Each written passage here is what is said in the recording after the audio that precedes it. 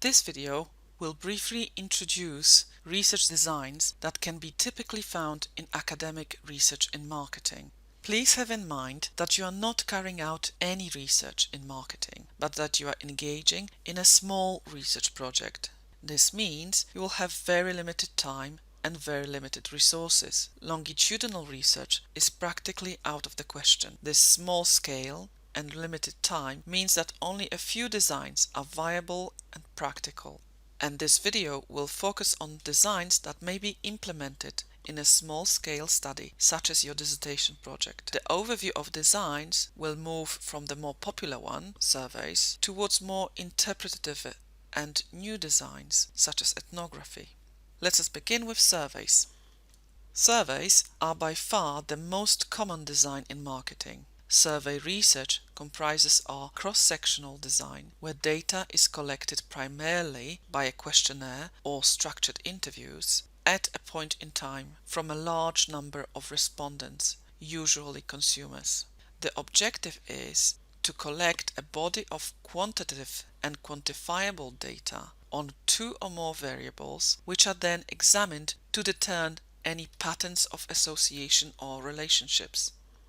Surveys are typically associated with deductive research and are used to make descriptive and causal inferences, such as found in research hypotheses. Surveys are popular because they are easy to design and relatively cheap to administer.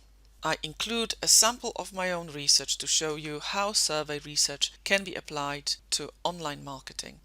The next research design is a case study, and a case explores a research topic or phenomenon within its context. Marketing authors frequently equate case study with an organization, as in a case of Coca-Cola, but a case study may also be a product, brand, or a campaign. For example, you may wish to collect successful cases of online advertising campaigns to examine what they have in common. Similarly, you may be interested in cases of product failures to see what commonalities they share.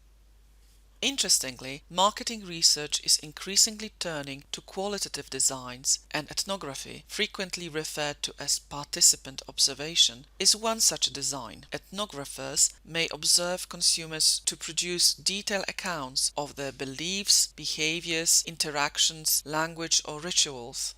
I have included an example article from Shao et al. And their study of brand communities to show you how an ethnographic research may look like in practice. Finally, I would like to mention grounded theory, which refers both to the methodological approach and the results of research process, that is, the theory that is being built on the data.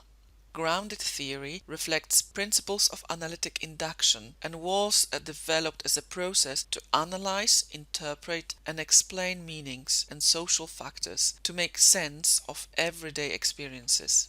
Grounded theory typically involves interviews with a very small number of consumers, and these interviews are then used to develop some theoretical phenomenon, for example, to explain erosion of consumer trust following a food scandal. So here are basically your choices, the choices of projects that can be carried out in the few weeks that you have for collecting data. I have included some example of past dissertations and some research articles to give you a better idea how such research may be implemented in practice. The next videos begins the discussion of data collection methods. See you then. Bye.